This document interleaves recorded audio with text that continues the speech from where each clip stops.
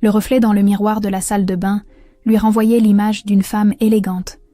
Mais Nathalie savait reconnaître l'anxiété qui contractait ses traits. Ce soir-là était crucial pour Marc. Après 8 ans dans le cabinet d'avocat Bertrand & Associés, il allait enfin être nommé associé.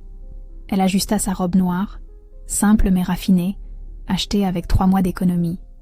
En tant qu'infirmière spécialisée en soins intensifs à l'hôpital Saint-Louis, elle gagnait correctement sa vie. Mais les standards de la belle famille de Marc appartenaient à un autre monde. « Tu es magnifique », murmura Marc en apparaissant derrière elle, ajustant ses boutons de manchette en or. Il avait cette prestance naturelle des hommes nés dans la bourgeoisie parisienne. Nathalie sourit, mais une pointe d'amertume lui serra le cœur. 3 ans de mariage, et elle se sentait encore comme une intruse dans cette vie dorée. « Ta mère sera là ?» demanda-t-elle, bien qu'elle connaisse déjà la réponse. « Évidemment, c'est un moment important pour notre famille. » Notre famille. Catherine Delacroix n'avait jamais considéré Nathalie comme faisant partie de leur famille. Veuve d'un industriel fortuné, elle régnait sur les cercles mondains du 16e arrondissement avec une autorité implacable. Dans le taxi qui les menait au Georges V, Marc lui prit la main. « Je sais que maman peut être difficile, mais ce soir, c'est notre soirée. » Nathalie hocha la tête, repoussant le souvenir de leur dernière rencontre. Catherine avait innocemment demandé devant des amis si Nathalie comptait enfin donner un héritier à la famille, ignorant délibérément la fausse couche survenue 6 mois plus tôt. L'hôtel Georges V étincelait de 1000 feux. Dans le salon privé, 150 invités du gratin juridique et financier parisien sirotèrent du champagne. Nathalie reconnut plusieurs visages des magazines économiques. « Marc, mon chéri !» Catherine apparut dans une robe de soie bleue, incarnation parfaite de l'élégance bourgeoise. Elle embrassa son fils avec effusion, puis se tourna vers Nathalie. « Bonsoir Nathalie. Quelle jolie robe !» Le compliment sonnait comme une critique déguisée. Catherine avait ce don particulier pour vous faire sentir inadéquate en quelques mots choisis. L'avocat senior, maître Bertrand, monta sur l'estrade improvisée. Les conversations se turent. « Mesdames et messieurs, c'est avec fierté que je vous annonce la nomination de Marc Delacroix au rang d'associé. » Les applaudissements éclatèrent. Marc rayonnait, serrant les mains qui se tendaient envers lui. Nathalie se sentit émue de fierté genuine pour son mari. Puis Catherine prit le micro. « Puis-je dire quelques mots sur mon fils ?» Un silence attentif s'installa. Catherine sourit, mais ses yeux restaient froids. Marc a toujours eu du discernement, même dans ses choix personnels. Son regard glissa vers Nathalie, et celle-ci sentit son estomac se nouer. Bien sûr, nous avons tous été surpris quand il nous a présenté sa future épouse. Une fille si différente de notre milieu. Des rires polis fusèrent. Nathalie sentit ses joues s'enflammer. Mais il faut reconnaître à Nathalie une qualité. Elle sait reconnaître une bonne opportunité quand elle en voit une. Le silence devint pesant. Catherine continuait, implacable. Après tout, passer d'un 2 pièces de Montreuil à un appartement du 7e arrondissement, il fallait y penser. Et si vite après leur rencontre, certains appelleraient cela du calcul. Moi, j'appelle cela de l'intelligence pratique. Les murmures commençaient. Nathalie chercha le regard de Marc, espérant qu'il interviendrait. Mais il fixait le sol, paralysé. Naturellement, nous espérons tous que ce mariage donnera bientôt les fruits escomptés, une descendance digne du nom de la Croix. Cette fois, c'était trop. Les larmes aux yeux, Nathalie se leva brusquement et se dirigea vers la sortie, ignorant les regards embarrassés des invités. Dans le hall de marbre du Georges V, elle s'effondra sur un fauteuil, tremblante d'humiliation et de rage. Comment Catherine osait-elle? Et pourquoi Marc ne l'avait-il pas défendue? Son téléphone vibra. Un message de Marc. « Reviens, s'il te plaît, nous en parlerons à la maison. » Mais Nathalie savait qu'il n'y aurait rien à dire. La vérité venait d'éclater au grand jour. Aux yeux de sa belle famille, elle ne serait jamais qu'une opportuniste de banlieue. Pourtant, en rentrant chez elle ce soir-là, elle ignorait encore qu'elle était sur le point de découvrir qui était vraiment l'opportuniste dans cette famille. Nathalie n'avait pas fermé l'œil de la nuit. Les mots de Catherine résonnaient encore dans sa tête comme des gifles répétées. Elle sait reconnaître une bonne opportunité. Chaque syllabe était calculée pour détruire. À 6 heures du matin, elle était déjà debout, préparant le café dans leur cuisine moderne du 7e arrondissement. Marc descendit en costume, évitant soigneusement son regard. « Il faut qu'on parle de hier soir », dit-elle sans préambule. Maman était juste émue. Tu sais comme elle peut être excessive quand elle est touchée. Nathalie faillit renverser sa tasse. Excessive? Elle avait été publiquement humiliée devant l'élite parisienne, et Marc trouvait sa mère excessive? Elle m'a traitée de profiteuse devant 150 personnes, Marc. Elle n'a jamais utilisé ce mot. Cette mauvaise foi la révolta. Marc enfila sa veste, pressé d'échapper à la conversation. On reparlera de ça ce soir. J'ai une réunion importante avec les nouveaux associés. Il l'embrassa distraitement sur la joue et partit, la laissant seule avec sa colère et ses questions. À l'hôpital Saint-Louis, Nathalie tenta de se concentrer sur son travail. En soins intensifs, la vie et la mort ne laissèrent pas de place aux états d'âme. Mais ses collègues remarquèrent sa tension. « Tu as une tête d'enterrement !»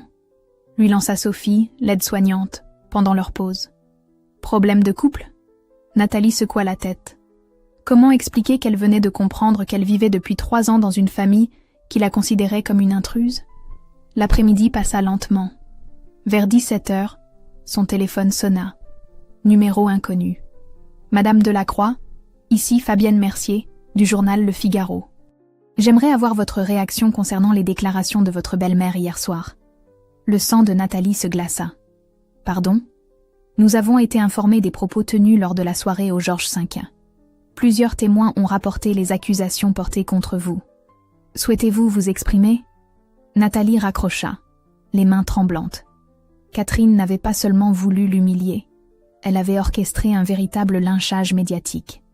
Son téléphone se remit à sonner. Autre journaliste. Les rumeurs se répandirent dans le milieu fermé de la bourgeoisie parisienne comme une traînée de poudre. Quand Marc rentra ce soir-là, son visage était livide. Les associés du cabinet ont reçu des appels.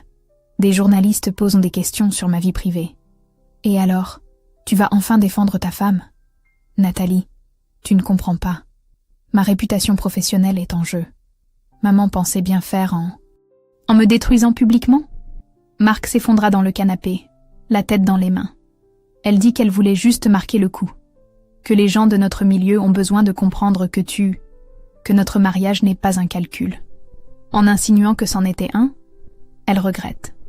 Elle va publier un communiqué pour clarifier ses propos.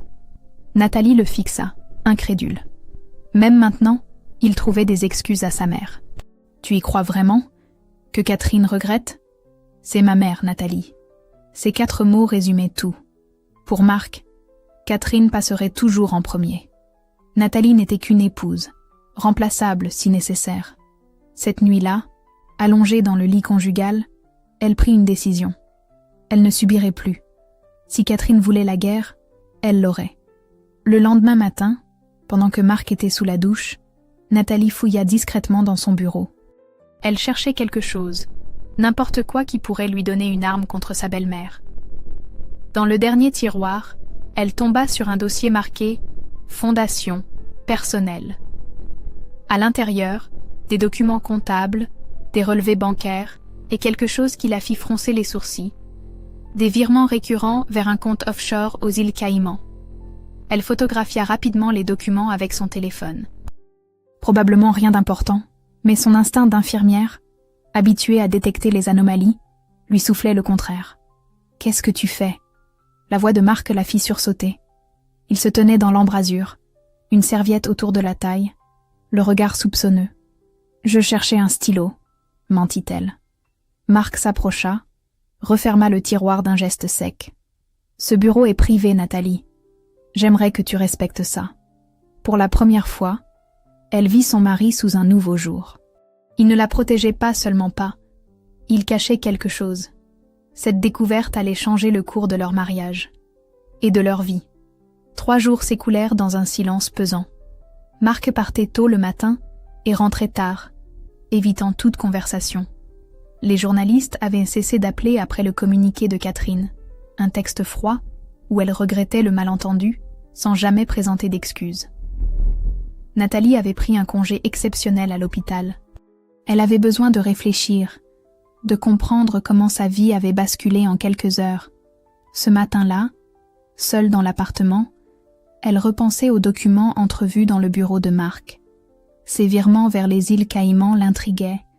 En 15 ans d'infirmerie, elle avait appris à faire confiance à son instinct, et celui-ci lui criait que quelque chose clochait. Marc avait oublié sa mallette en cuir sur la console de l'entrée. Il était parti précipitamment pour un rendez-vous avec un client important. Nathalie fixa la mallette pendant de longues minutes. Fouiller les affaires de son mari était une ligne qu'elle n'avait jamais franchie. Mais après 3 ans de mariage, que savait-elle réellement de lui? Elle ouvrit la mallette d'une main tremblante. À l'intérieur, les dossiers habituels des clients, mais aussi une chemise marquée « personnel, confidentiel ». Son cœur battait la chamade quand elle l'ouvrit. Le premier document la figea sur place. Un relevé bancaire du compte offshore qu'elle avait aperçu. Titulaire, Catherine Delacroix. Montant, 2,3 millions d'euros. Elle tourna les pages, découvrant un système complexe de virements. Tous provenaient des comptes de 3 fondations caritatives. Espoir, Cancer Enfant, Solidarité Famille et Avenir Médical. Des sommes considérables, détournées méthodiquement depuis 15 ans. Un email imprimé attira son attention. De Catherine à Marc, daté de 6 mois plus tôt. Mon chéri, les contrôles comptables se resserrent. Peux-tu revoir les statuts de la Fondation Espoir? Il faut légaliser certains transferts avant l'audit. Et surtout, assure-toi que Nathalie ne tombe jamais sur ces documents. Tu sais comme elle peut être curieuse. Nathalie relut 3 fois le message, incrédule. Marc savait. Il savait depuis des années que sa mère détournait des fonds destinés à soigner des enfants cancéreux. Un second email, plus récent, la fit vaciller. Marc, ta femme devient un problème. Ses origines modestes la rendent dangereuse. Elle pourrait ne pas comprendre nos méthodes.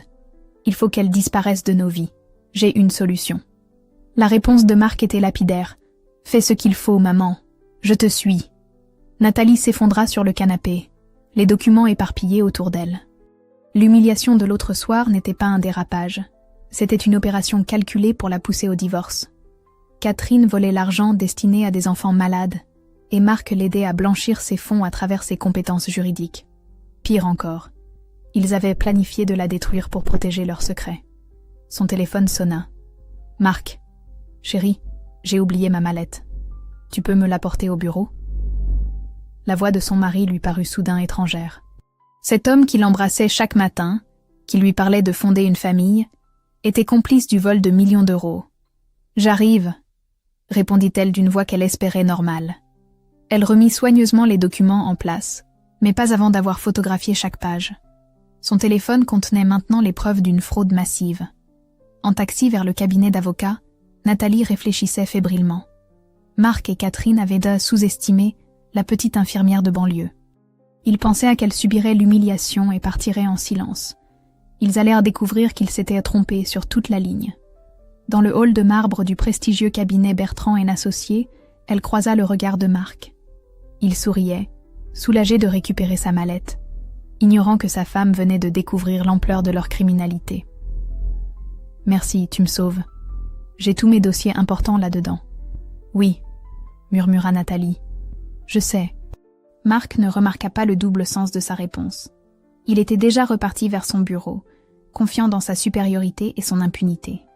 Mais en sortant du building, Nathalie n'était plus la femme soumise qu'il croyait manipuler. Elle venait de découvrir que la vraie criminelle de cette famille, c'était Catherine.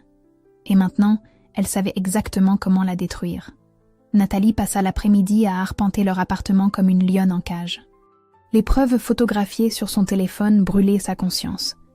2 300 000 € détournés. L'argent qui aurait dû payer les traitements d'enfants cancéreux finissait dans les comptes personnels de sa belle-mère. À 19h, Marc rentra avec un bouquet de roses blanches et une bouteille de champagne. « J'ai pensé qu'on pourrait se réconcilier », dit-il en souriant. « Cette semaine a été difficile pour nous deux. » Nathalie le regardait comme si elle le voyait pour la première fois. Cet homme élégant, ce mari attentionné, était le complice d'une voleuse. « Assieds-toi, Marc. Il faut qu'on parle. » Son ton le figea. Il posa les fleurs sur la table basse, soudain méfiant. « De quoi ?» Nathalie sortit son téléphone, afficha la photo du relevé bancaire offshore. « Explique-moi ça. » Le visage de Marc se vida de ses couleurs. Il fixa l'écran pendant de longues secondes, puis leva les yeux vers sa femme. « Où tu as trouvé ça ?»« Dans ta mallette, celle que j'ai gentiment rapportée au bureau. » Marc se passa la main dans les cheveux, geste qu'elle connaissait bien. Il cherchait ses mots, calculait sa défense. « Nathalie, tu ne comprends pas. C'est plus compliqué que ça en a l'air. 2 millions volés à des fondations pour enfants malades. Éclaire-moi. J'ai hâte de comprendre la complexité. Ce ne sont pas des vols. Maman utilise ces fonds pour optimiser la gestion des fondations. L'argent reste dans le circuit caritatif. » Cette mauvaise foi la révolta. « Aux îles Caïmans ?» Marc se leva, commença à faire les 100 pas. « Tu ne connais rien au droit fiscal, Nathalie. Ces montages sont parfaitement légaux. Et les emails où ta mère planifie de me détruire? C'est légal aussi ?» Cette fois, Marc resta silencieux. Il venait de comprendre qu'elle avait tout vu. « Depuis quand tu sais ?» demanda-t-elle. « 2 ans. » Mais maman était dans une situation difficile après la mort de papa. Elle avait des dettes, des investissements qui avaient un mal tourné. Alors elle s'est servie chez des enfants cancéreux. Elle comptait rembourser, et elle a rendu service à ses fondations. Grâce à elle, elles ont eu une visibilité médiatique énorme. Nathalie le fixa, abasourdie par tant de cynisme. « Tu t'entends parler ?» Marc s'arrêta devant elle, tenta de prendre ses mains. Elle recula. « Écoute-moi, Nathalie. Maman traverse une passe difficile. Si cette histoire sort, elle ira en prison. Une femme de 68 ans, tu veux vraiment ça? Elle vole des enfants malades depuis 15 ans. Elle ne vole personne. Ces fondations reçoivent des millions de dons, quelques centaines de milliers en moins, ça ne change rien. » La monstruosité de ce raisonnement lui coupa le souffle. Marc réduisait le vol de millions d'euros à un détail administratif. « Et l'humiliation de l'autre soir? C'était pour me faire taire ?» Marc baissa les yeux. « Maman pensait que si tu partais, le problème serait réglé. Elle ne voulait pas te faire de mal, juste t'éloigner, en me détruisant publiquement. Elle regrette, vraiment. » Nathalie éclata d'un rire amer. « Elle regrette de s'être fait prendre, tu veux dire. » Marc s'approcha encore, désespéré. « Qu'est-ce que tu veux? De l'argent? On peut arranger ça. Maman peut te verser une somme pour... » La gifle partit avant qu'elle puisse se contrôler. Marc porta la main à sa joue, choqué. « Tu crois que je suis à vendre? Comme ta mère pense que je t'ai épousée pour ton argent? Non, ce n'est pas ce que je... C'est exactement ce que tu viens de dire. Vous me prenez tous les deux pour une profiteuse, alors autant m'acheter. » Le silence retomba entre eux.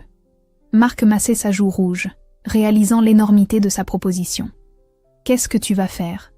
demanda-t-il finalement. Nathalie rangea son téléphone dans sa poche. « Ce qu'il faut.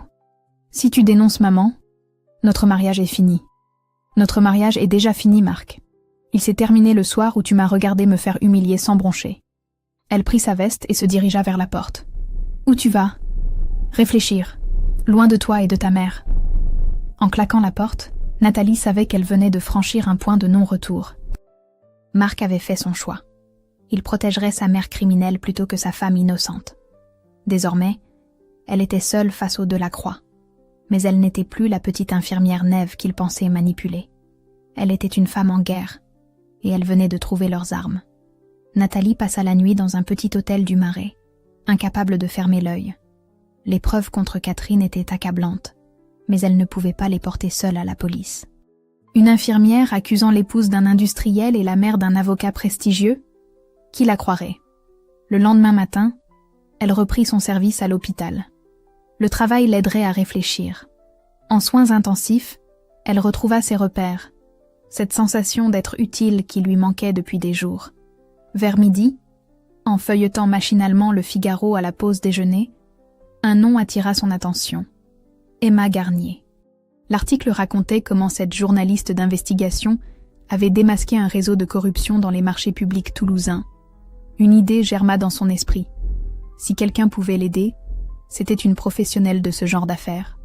De retour chez elle en fin d'après-midi, Marc était absent, probablement chez sa mère. Nathalie rechercha Emma Garnier sur Internet. 36 ans, spécialisée dans la corruption des élites, plusieurs prix de journalisme. Son profil LinkedIn mentionnait qu'elle enquêtait actuellement sur les dérives du secteur caritatif. Le cœur battant, Nathalie composa le numéro du journal. Emma Garnier à l'appareil. Madame Garnier, je m'appelle Nathalie Delacroix. J'ai des informations sur une fraude massive dans des fondations caritatives. Un silence, puis, quel type de fraude? Détournement de fonds vers des comptes offshore. Plus de 2 millions d'euros. Quelle fondation? Espoir Cancer Enfant, Solidarité Famille, Avenir Médical. Cette fois, le silence fut plus long. On peut se voir? Elles se donnèrent rendez-vous dans un café discret du 11e arrondissement. Emma Garnier était une femme menue, aux yeux perçants, qui prenait des notes sur un carnet déjà rempli. Madame Delacroix, avant tout, je dois vous prévenir. Je travaille sur ces fondations depuis 6 mois. Nathalie faillit renverser sa tasse. Vous enquêtez déjà? 3 familles m'ont contacté. Leurs enfants sont morts du cancer après des traitements qui ont été interrompus faute de financement, alors que ces fondations affichaient des comptes en bonne santé. Le sang de Nathalie ne fit qu'un tour. Des enfants étaient morts à cause des détournements de Catherine. J'ai des preuves, murmura-t-elle. Emma se pencha vers elle. Quel genre de preuves? Nathalie sortit son téléphone, montra les photos des relevés bancaires et des emails. Emma les examina avec attention, son expression se durcissant au fur et à mesure. Mon Dieu, Catherine Delacroix. Nous la soupçonnions, mais nous n'avions aucune preuve concrète. Comment m'avez-vous trouvé? Je ne vous ai pas trouvé. Vous êtes venu à moi. Emma leva les yeux du téléphone. Puis-je vous demander votre lien avec cette femme? C'est ma belle-mère. Emma resta interdite. Votre belle-mère? Nathalie lui raconta tout. L'humiliation publique, la découverte des documents, la complicité de Marc.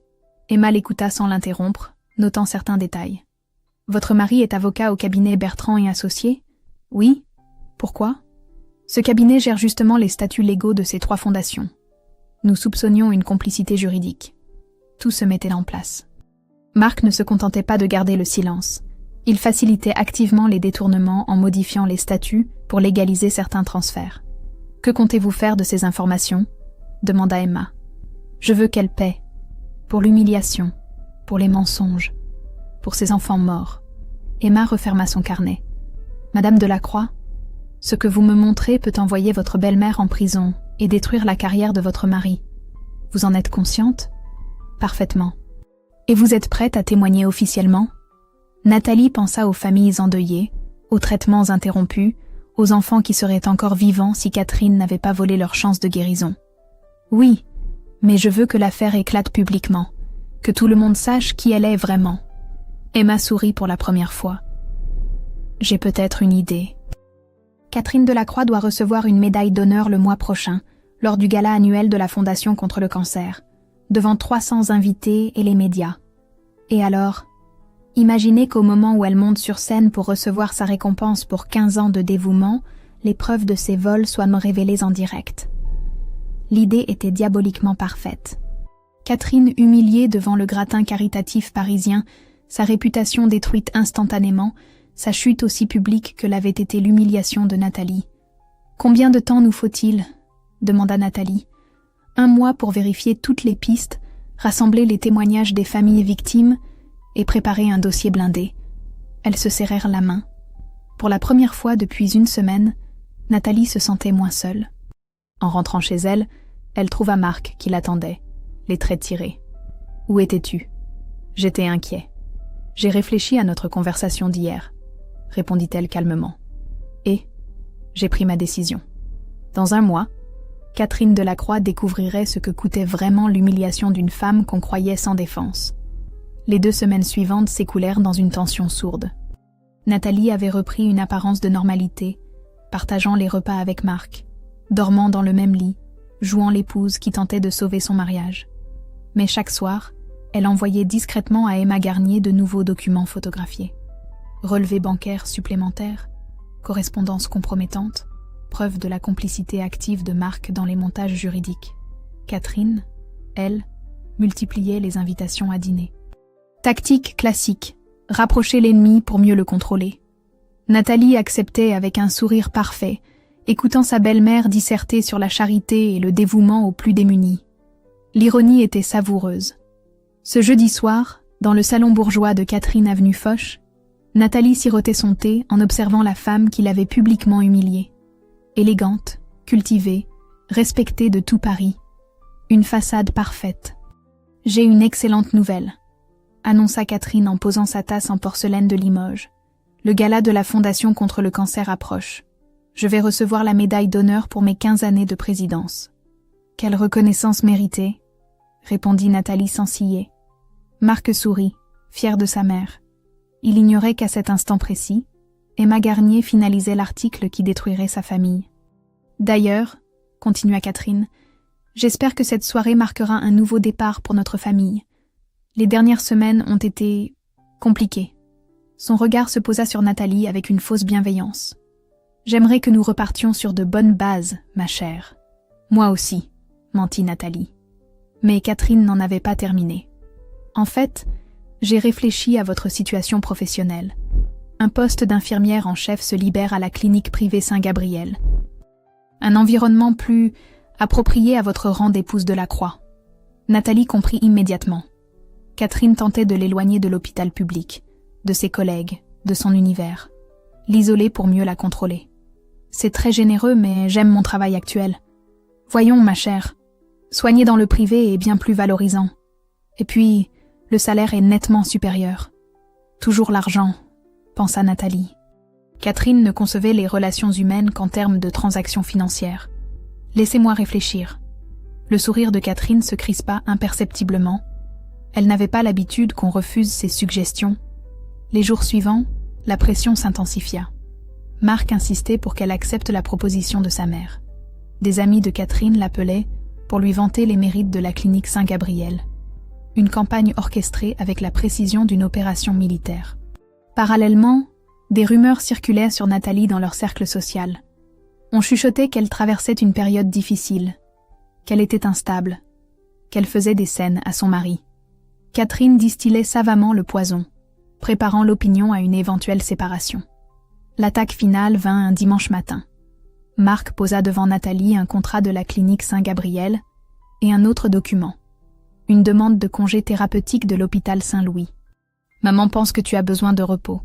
Ce congé te permettra de te ressourcer. » Nathalie lut les papiers, incrédule. Catherine avait tout manigancé. L'éloigner de son travail sous prétexte médical, puis l'employer dans sa clinique privée, où elle pourrait la surveiller. « Et si je refuse ?» Marc évita son regard. « Maman a des contacts au conseil de l'ordre des infirmières. Elle pourrait mentionner tes difficultés récentes. Chantage pur et simple. Accepter l'isolement ou voir sa carrière détruite. Je vois. » Cette fois, Catherine avait commis une erreur.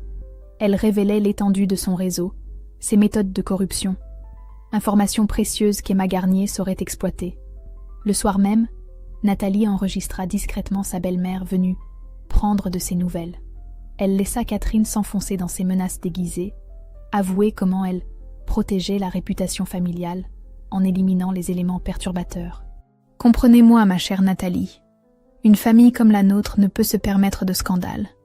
Parfois, il faut faire des choix difficiles pour préserver l'essentiel. L'essentiel, notre position sociale, notre réputation, l'avenir de Marc. Vous n'êtes qu'une épouse, ma chère. Remplaçable. » L'enregistrement était parfait. Catherine venait de s'auto-condamner, révélant sa vraie nature devant un témoin qu'elle croyait vaincu. Plus que 10 jours avant le gala. Nathalie signa les documents avec un sourire résigné, jouant la femme brisée qui capitulait. Catherine rayonnait de satisfaction, convaincue d'avoir neutralisé la menace. Elle ignorait qu'elle venait de donner à Nathalie l'arme ultime pour sa propre destruction. J3 avant le gala. Dans un café anonyme de Belleville, Nathalie et Emma Garnier faisaient le point final. Devant elles s'étalaient des dizaines de documents, photos, témoignages. Un mois d'enquête méticuleux qui allait anéantir Catherine Delacroix. Les témoignages des familles sont bouleversants, murmura Emma en relisant ses notes. Petit Thomas Mercier, 7 ans, leucémie.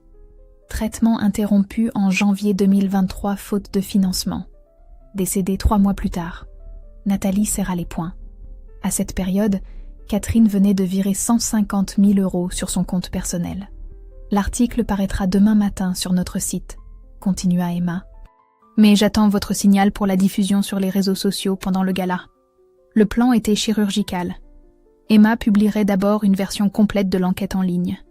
Puis, au moment précis où Catherine monterait sur scène, elle diffuserait massivement l'article sur Twitter, LinkedIn et Facebook, avec le hashtag #GalaScandale. Et l'enregistrement audio? Nathalie sortit son téléphone. La voix de Catherine résonnait dans le café. Vous n'êtes qu'une épouse, ma chère. Remplaçable. Parfait, sourit Emma. Ça, c'est le clou du spectacle. Quand elle niera tout en public, vous diffuserez ça. Nathalie avait obtenu un laissez-passer pour le gala grâce à sa position officielle d'épouse de marque. Elle serait aux premières loges pour voir s'effondrer l'empire de mensonges de sa belle-mère. Vous êtes sûre de vouloir aller jusqu'au bout? Demanda Emma. Après ça, il n'y aura plus de retour en arrière possible. Ces enfants morts méritent justice. Emma rangea ses documents. Alors on y va. Rendez-vous demain soir au Palais des Congrès. En rentrant chez elle, Nathalie trouva Marc en pleine préparation. Smoking impeccable, boutons de manchette en or, l'image parfaite du jeune avocat promis à un bel avenir. « Tu es magnifique », dit-elle sincèrement. Il lui sourit, ignorant qu'il assistait à sa dernière soirée en tant que membre respecté du barreau parisien. Maman est très émue. Cette médaille représente 15 ans de sa vie. 15 ans de vol, rectifia mentalement Nathalie. Le lendemain, jour J, elle choisit soigneusement sa tenue. Robe noire élégante, coiffure parfaite, maquillage discret. Elle voulait être irréprochable quand les projecteurs se braqueraient sur elle. L'article d'Emma était en ligne depuis le matin, mais discret encore. Seuls quelques initiés l'avaient remarqué. Le vrai tsunami commencerait à 21h. Au Palais des Congrès, l'élite parisienne de la charité s'était rassemblée. Ministres, industriels, célébrités, tout cela pour célébrer leur générosité. L'ironie était cruelle. Ils applaudissaient une femme qui avait volé l'argent destiné aux plus vulnérables.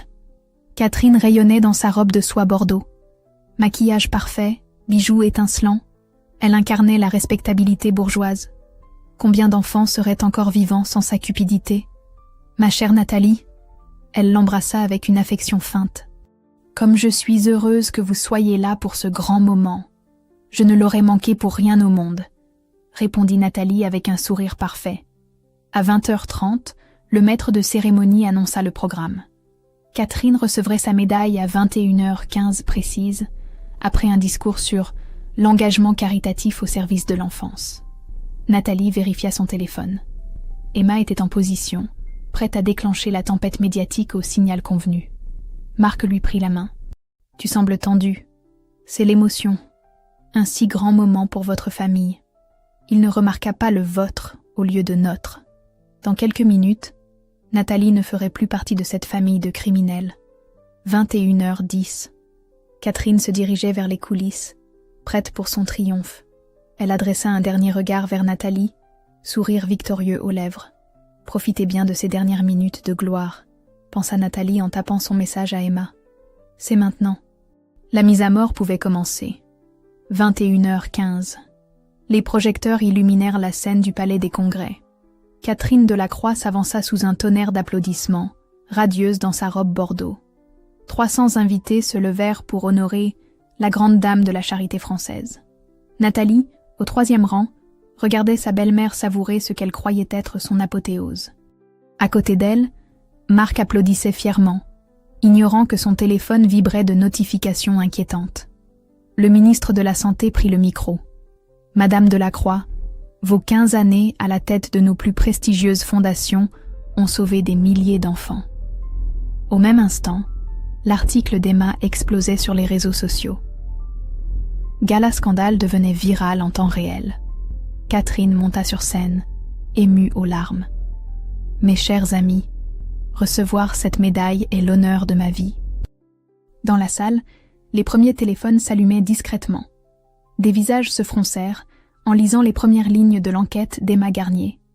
Catherine Delacroix, présidente de 3 fondations caritatives, aurait détourné plus de 2,3 millions d'euros vers des comptes offshore. « J'ai consacré ma vie aux enfants malades », continuait Catherine, la voix tremblante d'émotion feinte. « Chaque euro donné par votre générosité a été utilisé pour leur offrir l'espoir. Les murmures commencèrent. Les invités échangèrent leur téléphone, incrédules. Le mot « détournement » circulait de rang en rang comme une traînée de poudre. Marc venait de lire l'article. Son visage était livide. Il chercha le regard de Nathalie, qui lui sourit avec une sérénité glaciale.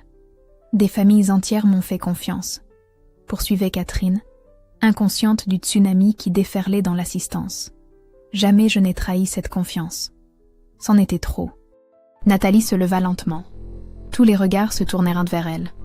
« Pardonnez-moi », dit-elle d'une voix claire qui porta dans toute la salle. « Mais je ne peux pas laisser passer ça. » Le silence se fit instantané. Catherine, sur scène, écarquilla les yeux en reconnaissant sa belle-fille. « Madame Delacroix parle de confiance », continua Nathalie en s'avançant vers l'allée centrale. Pourtant, elle a détourné 2,3 millions d'euros destinés à soigner des enfants cancéreux. Un brouhaha indigné monta de l'assistance. Catherine, pétrifiée, balbutiait dans son micro. « C'est ridicule. Cette femme est instable. » Instable ? Nathalie sortit son téléphone. « Écoutons ce que vous disiez de moi la semaine dernière. » Elle lança l'enregistrement audio. La voix de Catherine résonna dans les haut-parleurs du Palais des Congrès. « Vous n'êtes qu'une épouse, ma chère. Remplaçable. Une famille comme la nôtre ne peut se permettre de scandale. » L'effet fut dévastateur. Catherine tenta de s'approcher du micro, mais ses jambes la trahirent. Elle s'effondra sur le rebord de la scène, le teint cireux. « Ces enregistrements sont trafiqués !» cria-t-elle désespérément. Emma Garnier se leva dans l'assistance. « J'ai ici les relevés bancaires complets, les témoignages des familles victimes et les preuves de la complicité de votre fils Marc dans ces détournements. » Marc voulut fuir, mais les caméras de télévision, présentes pour couvrir l'événement caritatif, le suivaient impitoyablement. En direct sur France 2, il balbutiait des dénégations incohérentes.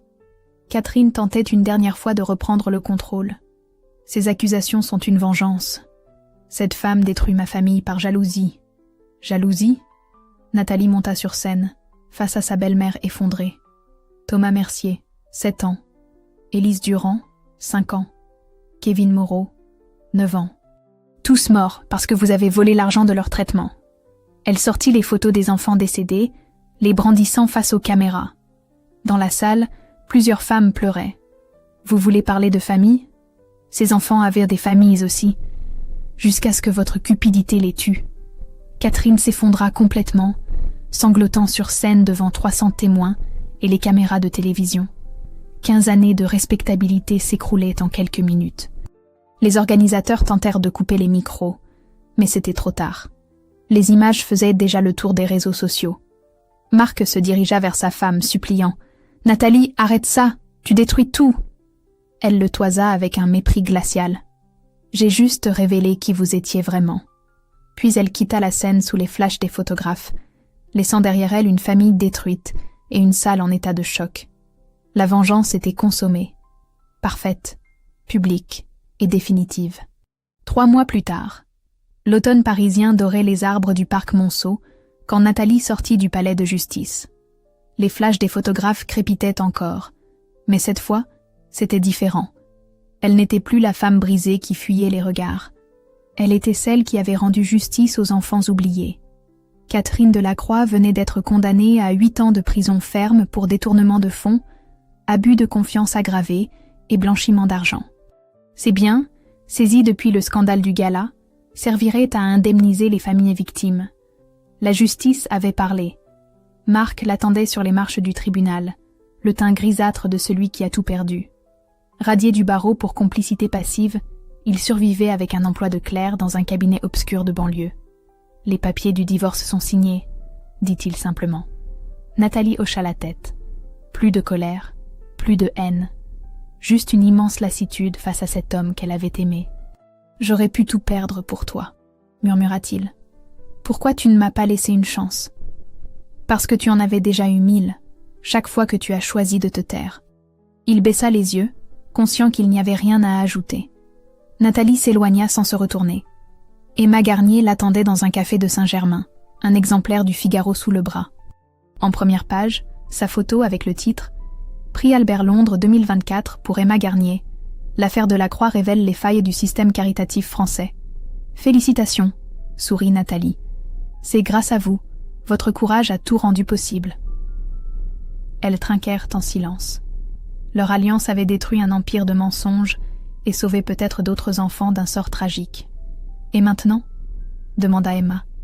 Maintenant, je vis. Nathalie avait quitté l'appartement du 7e arrondissement pour un 2 pièces lumineux de Montmartre. Retour aux sources, loin du faux luxe des Delacroix. Elle avait aussi quitté l'hôpital Saint-Louis pour rejoindre l'équipe de Thomas Chen, le médecin qui dirigeait une ONG soignant les enfants défavorisés. Thomas. Leurs regards s'étaient croisés le soir du gala, quand tout s'effondrait. Lui était là pour représenter l'association Médecins pour l'enfance, qui avait perdu des financements à cause des détournements de Catherine. Au lieu de la juger, il avait admiré son courage.